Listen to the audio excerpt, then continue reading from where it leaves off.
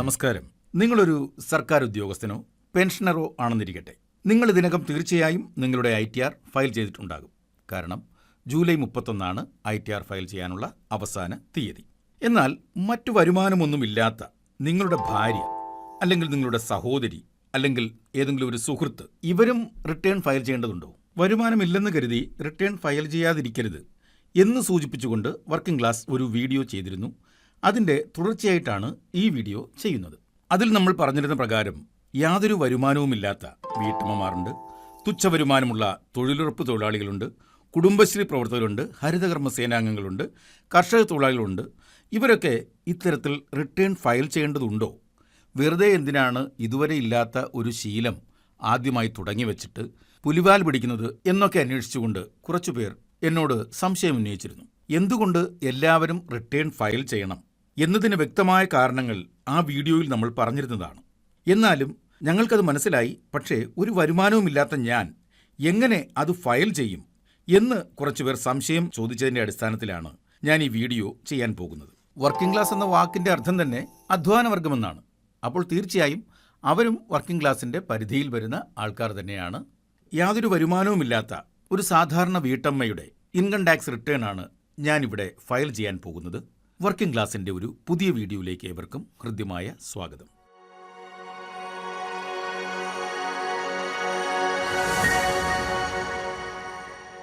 ആദ്യം ഞാൻ ചെയ്തത് അവരെ ഇൻകം ടാക്സിൻ്റെ പോർട്ടലിൽ രജിസ്റ്റർ ചെയ്ത് അവർക്കൊരു ലോഗിൻ ഐഡിയും പാസ്വേഡും സെറ്റ് ചെയ്ത് കൊടുക്കുക എന്നുള്ളതാണ്. എങ്ങനെയാണ് ഇൻകം ടാക്സ് പോർട്ടലിൽ രജിസ്റ്റർ ചെയ്യേണ്ടത്, അല്ലെങ്കിൽ ഈ പാസ്വേഡ് എങ്ങനെയാണ് സെറ്റ് ചെയ്യേണ്ടത് എന്നൊക്കെ പറയുന്ന ഒരു വീഡിയോ വർക്കിംഗ് ക്ലാസ് നേരത്തെ ചെയ്തിട്ടുണ്ട്. അതിൻ്റെ ലിങ്ക് താഴെ ഡിസ്ക്രിപ്ഷനിലുണ്ട്. അതുപോലെ തന്നെ മുകളിലുള്ള ഐ ബട്ടണിലും നിങ്ങൾക്കത് കാണാൻ കഴിയും. അങ്ങനെ ആ വീട്ടമ്മയെ ഇൻകം ടാക്സ് പോർട്ടലിൽ രജിസ്റ്റർ ചെയ്യിച്ച് ഒരു പാസ്വേഡൊക്കെ സെറ്റ് ചെയ്തിരിക്കുകയാണ്. നമുക്കിനി നേരെ ഇൻകം ടാക്സിൻ്റെ പോർട്ടലിലേക്ക് പോകാം. ഇവിടെ നമ്മൾ incometax.gov.in എന്ന് ടൈപ്പ് ചെയ്യുന്നു. ഇൻകം ടാക്സ് ഡിപ്പാർട്ട്മെൻറ്റ് ഹോം പേജിലേക്ക് പോകുന്നു. ഇവിടെ ലോഗിൻ ചെയ്യുന്നു. യൂസർ നെയിം എന്ന് പറയുന്നത് അദ്ദേഹത്തിൻ്റെ പാൻ നമ്പറാണ്. അത് നമ്മൾ എൻ്റർ ചെയ്യുകയാണ്. പാൻ നമ്പർ എൻ്റർ ചെയ്തു. കണ്ടിന്യൂ ബട്ടൺ ക്ലിക്ക് ചെയ്യുന്നു. ഈ ബട്ടൺ ക്ലിക്ക് ചെയ്തു. പാസ്വേഡ് കൊടുക്കുന്നു. പാസ്വേഡ് നമ്മൾ പുതുതായിട്ട് സെറ്റ് ചെയ്ത പാസ്വേഡാണ്. കാരണം അദ്ദേഹത്തിന് നേരത്തെ ലോഗിൻ ചെയ്തിട്ടില്ലായിരുന്നു. അതുകൊണ്ട് പാസ്വേഡ് നമ്മൾ സെറ്റ് ചെയ്തു. കണ്ടിന്യൂ ബട്ടൺ ക്ലിക്ക് ചെയ്യുന്നു. ഈ പേജിലേക്ക് എത്തിയിരിക്കുകയാണ്. ഇവിടെ നമ്മൾ അസസ്മെൻറ്റ് ഇയർ സെലക്ട് ചെയ്തു. ഓൺലൈൻ സെലക്ട് ചെയ്തു. കണ്ടിന്യൂ സെലക്ട് ചെയ്തു. സ്റ്റാർട്ട് ന്യൂ ഫയലിംഗ് കൊടുത്തു. ഇൻഡിവിജ്വലാണ്. പ്രൊസീഡ് കൊടുത്തു. ITR ഫോം ITR 1 ആണ് നമ്മൾ സെലക്ട് ചെയ്തിരിക്കുന്നത്. പ്രൊസീഡ് വിത്ത് ITR 1 സെലക്ട് ചെയ്തു. ഓക്കെ കൊടുത്തു. ലെറ്റ്സ് ഗെറ്റ് സ്റ്റാർട്ടഡ് എന്നുള്ള ഈ ബട്ടൺ ക്ലിക്ക് ചെയ്തു. നമ്മളിവിടെ അതേഴ്സ് കൊടുക്കുകയാണ്. അവർക്ക് ഇൻകം ഒന്നും ഇല്ലാത്തതുകൊണ്ട് നമ്മൾ അതേഴ്സ് കൊടുക്കുന്നു. കണ്ടിന്യൂ ക്ലിക്ക് ചെയ്യുന്നു. ഓക്കെ കൊടുത്തു. അപ്പോൾ ഇദ്ദേഹത്തിൻ്റെ പേഴ്സണൽ ഇൻഫർമേഷനാണ് ആദ്യം നമുക്ക് കൺഫേം ചെയ്യാനുള്ളത്. അത് നമ്മൾ സെലക്ട് ചെയ്യുന്നു. പേര്, അത്തരം കാര്യങ്ങളെല്ലാം ഉണ്ട്. ഈ പേജിൽ എല്ലാവർക്കും ഒരു തെറ്റ് വരാറുണ്ട്. പലരും പല വീഡിയോകളിലും ചോദിച്ചിട്ടുണ്ട് എങ്ങനെയാണ് ഇവിടെ കൺഫേം ആവുന്നില്ല, പേഴ്സണൽ ഇൻഫർമേഷൻ കൺഫേം ആവുന്നില്ല എന്നുള്ളത്. അതിന് നമ്മൾ വേറൊന്നും ചെയ്യേണ്ട. ഈ എഡിറ്റ് ബട്ടൺ ഒന്ന് ക്ലിക്ക് ചെയ്യുക. എഡിറ്റ് ബട്ടൺ ക്ലിക്ക് ചെയ്തു. താഴേക്ക് വരിക. ഇവിടെ ചോദിച്ചിരിക്കുന്നു is the secondary address same as primary address, yes or no. ഇതിൽ യെസ് കൊടുത്തു കഴിഞ്ഞാൽ ഈ അഡ്രസ്സ് തന്നെ ഇവിടെ കോപ്പി പേസ്റ്റ് ആകും. ഇല്ലാന്നുണ്ടെങ്കിൽ നോ ആണെന്നുണ്ടെങ്കിൽ നമ്മളിവിടെ ഒരു സെക്കൻഡറി അഡ്രസ്സ് ആഡ് ചെയ്യണം. ഞാനിവിടെ യെസ് തന്നെ സെലക്ട് ചെയ്യുന്നു. ഇത് സെലക്ട് ചെയ്യാതെ പോയാൽ നമുക്ക് അടുത്ത പേജിലേക്ക് പോകാൻ കഴിയില്ല. നമ്മളിവിടെ യെസ് കൊടുത്തു. അപ്പോൾ ഇദ്ദേഹത്തിൻ്റെ ഡീറ്റെയിൽസ് എല്ലാം ഇവിടെ വന്നിട്ടുണ്ട്. അഡ്രസ്സ് കാര്യങ്ങളെല്ലാം നമ്മൾ നേരത്തെ രജിസ്റ്റർ ചെയ്തപ്പോൾ തന്നെ ഇതെല്ലാം കൊടുത്തതാണ്. അതെല്ലാം വന്നിട്ടുണ്ട്. ഇത് സേവ് ചെയ്യുന്നു. അപ്പോൾ അടുത്തത് നേച്ചർ ഓഫ് എംപ്ലോയ്മെൻ്റ് ആണ്. എംപ്ലോയി അല്ലല്ലോ. നമ്മൾ എന്ത് ചെയ്യുന്നു? അതേഴ്സ് സെലക്ട് ചെയ്യുന്നു. അതിനുശേഷം ഇതെല്ലാം ഇങ്ങനെ തന്നെ പോട്ടെ. ഇനിയുള്ളത് ബാങ്ക് ഡീറ്റെയിൽസ് ആണ്. അദ്ദേഹത്തിൻ്റെ ബാങ്ക് ഡീറ്റെയിൽസ് ആഡ് ചെയ്യണമായിരുന്നു. ഇവിടെ നമ്മൾ ക്ലിക്ക് ചെയ്ത് കഴിഞ്ഞാൽ നമുക്കിവിടെ ഒരു ബാങ്ക് ഡീറ്റെയിൽസ് കൊടുക്കാം. ഇവിടെ ഒരു ബാങ്ക് ഡീറ്റെയിൽസും കൊടുത്തിട്ടില്ലാത്തതുകൊണ്ട് നമ്മൾ എന്ത് ചെയ്യുന്നത്, ആഡ് അനദർ എന്ന ബട്ടൺ ക്ലിക്ക് ചെയ്ത് ഒരു ബാങ്ക് അക്കൗണ്ട്, മിനിമം ഒരു ബാങ്ക് അക്കൗണ്ടെങ്കിലും നമ്മൾ എന്ത് ചെയ്യണം, ഇവിടെ ആഡ് ചെയ്തിരിക്കണം. അല്ലെന്നുണ്ടെങ്കിൽ റിട്ടേൺ അല്ലെങ്കിൽ റീഫണ്ട് ഒക്കെ വരുമ്പോൾ അത് ലഭിക്കാൻ മറ്റൊരു ബാങ്ക് അക്കൗണ്ട് ഇല്ലല്ലോ. അപ്പോൾ ഒരു ബാങ്ക് അക്കൗണ്ട് ഇതിനകത്ത് ഉണ്ടാകണം. അതിനുവേണ്ടിയാണ് നമ്മളിത് ചെയ്യാൻ പോകുന്നത്. ആഡ് അനദർ കൊടുക്കുന്നു. ഇവിടെ നേരത്തെ ചെയ്ത ഏതോ ഒരു ബാങ്ക് അക്കൗണ്ട് ഇവിടെ കിടക്കുകയാണ്. നമ്മളിവിടെ ഇത് മാറ്റി ആ പുതിയ ബാങ്ക് അക്കൗണ്ട് കൊടുക്കുന്നു. അദ്ദേഹത്തിൻ്റെ പേരിലുള്ള, ആ വ്യക്തിയുടെ പേരിലുള്ള ബാങ്ക് അക്കൗണ്ടാണ് നമ്മൾ കൊടുക്കുന്നത്. ആ ബാങ്ക് അക്കൗണ്ട് ഇവിടെ ഒന്ന് കൺഫേം ചെയ്യുക. ഒന്നുകൂടി ആ ബാങ്ക് അക്കൗണ്ട് എൻ്റർ ചെയ്യുകയാണ്. ആ ബാങ്ക് അക്കൗണ്ട് എൻ്റർ ചെയ്തു. അപ്പോൾ ഇവിടെ മെസ്സേജ് വന്നു, success bank account number and confirm bank account number is the same. Account type select ചെയ്യുന്നു. കറണ്ട്, സേവിങ്സ് ഒക്കെ ഉണ്ട്. ഞാനിവിടെ സേവിങ് ബാങ്ക് അക്കൗണ്ടാണ് സെലക്ട് ചെയ്യുന്നത്. അക്കൗണ്ട് ഹോൾഡർ ടൈപ്പ് പ്രൈമറി ആണോ ജോയിൻ്റ് ആണോ? ഒറ്റയ്ക്കുള്ളൊരു അക്കൗണ്ട് ആയതുകൊണ്ട് നമ്മളിതിനെ പ്രൈമറി എന്ന് കൊടുക്കുന്നു. അതിനുശേഷം IFSC കൊടുക്കുകയാണ്. ആ ബാങ്കിൻ്റെ IFS കോഡ് നമ്മൾ എൻ്റർ ചെയ്യുന്നു. IFS കോഡ് കൊടുത്തു. Nominate this bank account for refund. ഈ ബാങ്ക് അക്കൗണ്ട് ആണോ നമുക്ക് റീഫണ്ട് വരുന്നതിന് വേണ്ടി നോമിനേറ്റ് ചെയ്യുന്നത്?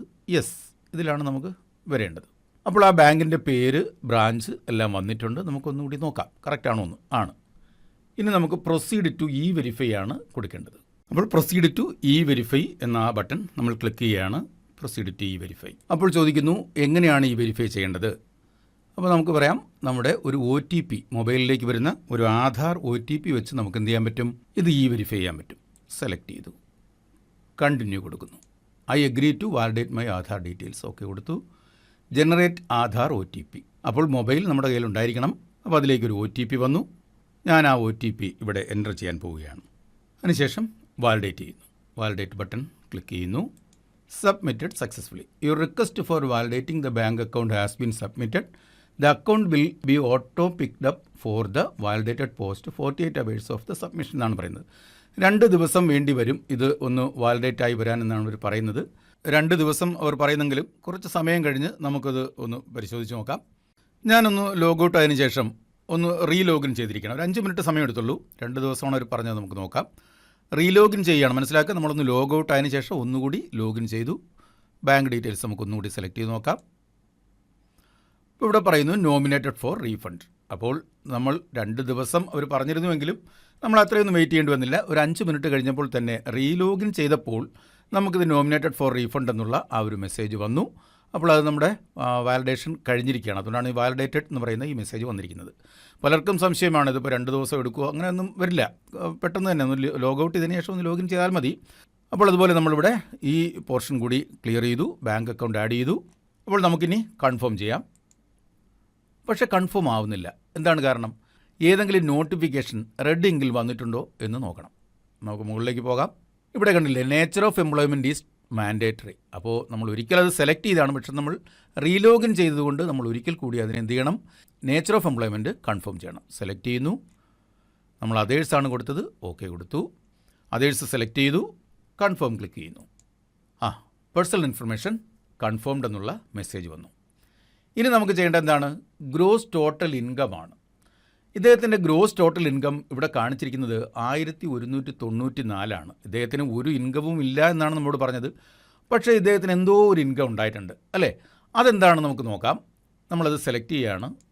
അപ്പോൾ ഇൻകം ഫ്രം സാലറി ഇല്ല, ഇൻകം ഫ്രം ഹൗസ് പ്രോപ്പർട്ടി ഒന്നും കാണുന്നില്ല. Income from other sources 1194. അതെന്താണ് ഇൻകം ഫ്രം അതർ സോഴ്സസ് ഇവർക്ക് വന്നിട്ടുള്ളത് നോക്കാം. Interest from saving bank അക്കൗണ്ടാണ്.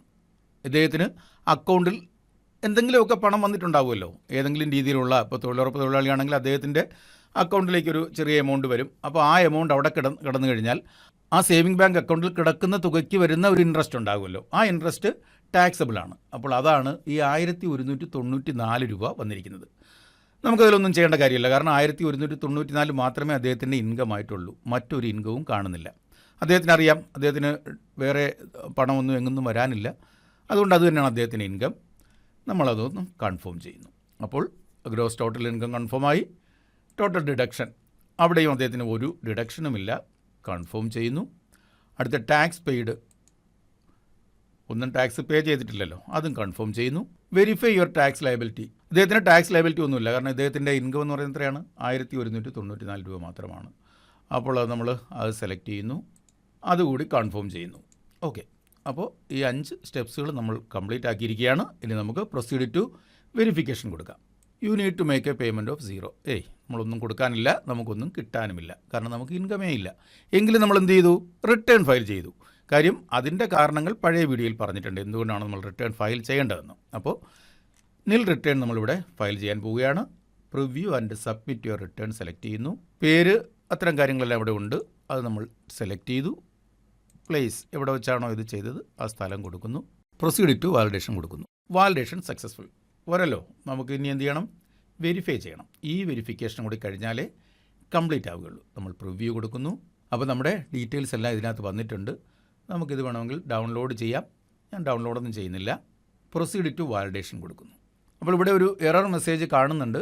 Bank അക്കൗണ്ടിൻ്റെ വാലിഡേഷനിൽ എന്തോ ഒരു പ്രശ്നം വന്നിട്ടുണ്ട്. നമുക്ക് എന്ത് ചെയ്യാം, നമ്മൾ ഒന്നുകൂടി ലോഗ് ഔട്ട് ചെയ്യുന്നു. അതിനുശേഷം ഒന്നുകൂടി ലോഗിൻ ചെയ്ത് നോക്കാം.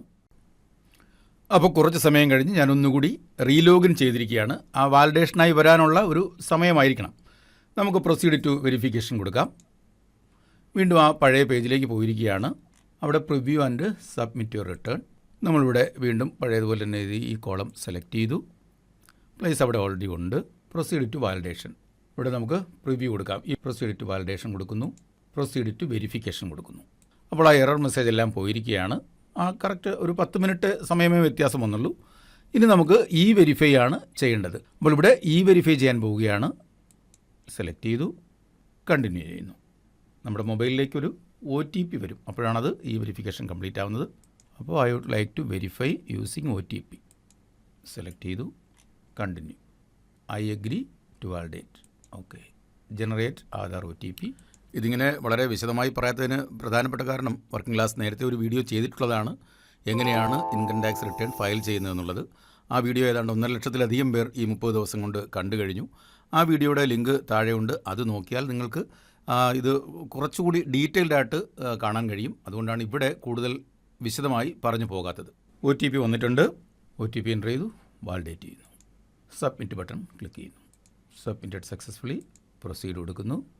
Download receipt. അപ്പോൾ എന്താണ്, you have successfully filed and verified your return. ഇനി നമുക്ക് ഈ റെസീറ്റ് ഡൗൺലോഡ് ചെയ്ത് നമുക്ക് സൂക്ഷിക്കാവുന്നേ ഉള്ളൂ. റെസീറ്റ് ഇവിടെ ഡൗൺലോഡ് ആയിട്ടുണ്ട്. ഓപ്പൺ ചെയ്യുന്നു. ഇതിൽ നമുക്ക് ടാക്സ് പേയബിൾ ഇല്ല, റീഫണ്ടബിൾ ഇല്ല. ഇതോടുകൂടി നമ്മുടെ റിട്ടേൺ ഫയൽ ചെയ്ത് കഴിഞ്ഞിരിക്കുകയാണ്. ഈ വീഡിയോ നിങ്ങൾക്ക് ഇഷ്ടമായെങ്കിൽ ഒന്ന് ലൈക്ക് ചെയ്തേക്കുക. പരമാവധി ആൾക്കാർക്ക് ഇത് ലഭിക്കട്ടെ. ഒന്ന് ഷെയർ ചെയ്യുക. ഇനിയും സബ്സ്ക്രൈബ് ചെയ്തിട്ടില്ലാത്തതുണ്ടെങ്കിൽ ഒന്ന് സബ്സ്ക്രൈബ് ചെയ്തേക്കുക. അപ്പോൾ ഈ വീഡിയോയ്ക്ക് വലിയ ലൈക്സോ അല്ലെങ്കിൽ വലിയ വ്യൂസോ ഒക്കെ കിട്ടുമെന്നുള്ള പ്രതീക്ഷയിലൊന്നും അല്ല ഇങ്ങനെ ഒരു വീഡിയോ പോസ്റ്റ് ചെയ്യുന്നത്. പക്ഷേ പലർക്കും ഇത് ഉപകാരപ്രദമാകും എന്നുള്ളൊരു വിശ്വാസമുണ്ട്. ഇന്നല്ലെങ്കിൽ നാളെ ആർക്കെങ്കിലുമൊക്കെ ഇത് ഉപകാരപ്രദമാകുമെങ്കിൽ അങ്ങനെ ആകട്ടെ എന്ന് മാത്രം ഉദ്ദേശിച്ചാണ് ഈ വീഡിയോ പോസ്റ്റ് ചെയ്തിരിക്കുന്നത്. ഒന്നുകൂടി പറയുന്നു, ചാനലിനെ ഒന്ന് സബ്സ്ക്രൈബ് ചെയ്യാൻ മറക്കരുത്. ലൈക്ക് ചെയ്യുക. പരമാവധി ആൾക്കാർക്ക് ഇത് ഷെയർ ചെയ്ത് കൊടുക്കുക. Thank you.